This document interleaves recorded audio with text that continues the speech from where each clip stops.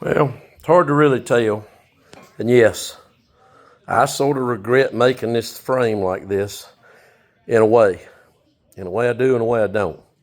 It causes a lot extra work to make it extend out and put this riser for the top, for the 3-point, and then the gusset and all this. It makes a lot of trouble for that. But here's your option.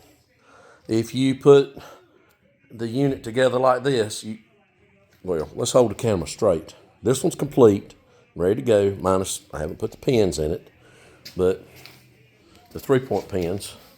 But when you do one like this, I get over here in line here. All right, you see what I got? It's basically, the 3-point is basically straight in line, and it kicks out. I think it's 4.5 inches out, which is plenty. It's off everything. But my point about this style, if I make them like this, it's great because it's very compact, but it does not want to stand up. And I can make a stand that you'll have to fasten to it to hold it up. It's not heavy, so that's one thing it has going for it.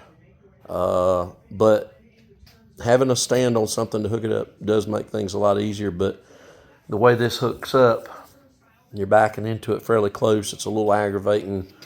If you've got a stand, the stand would have to come out to the front, and the stand would have to come out to the back. So it'd have to be something like that, because if it leans, these rollers will roll out from under it. So if you try to think, well, I'll just make it like a kickstand, well, these rollers free roll. It'll just go right. It'll just go right to the ground. It's not gonna, or basically like it is now. That's what it is doing. It's going to lean that much, and the only reason it's stopping is because the metal for the top link has got it hung there on that jack stand. So this is a tricky little thing to. I can make a stand for it, but then you got to keep up with the stand. And most people, even myself, are like, well, I'll keep up with it. Then the next thing you know, you're like, this is more trouble than it's worth, and it's not that heavy, and I'll just hook it up. But make a long story short, yes, this one is done. It's out of here. It turned out real good. I like it.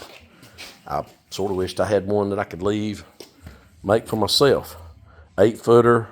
They're about 12-inch Cultipacker rollers. All the stuff for this one I had.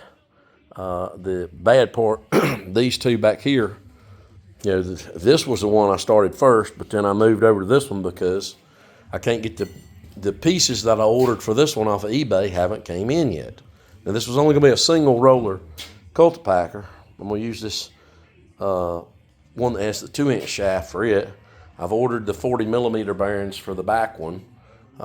It's a good unit. I need to get everything all together. But anyway, still waiting on components and parts. And of course, Milkshake has to come down here and examine everything. She is the boss. She's quite annoying. Anyway, like and subscribe.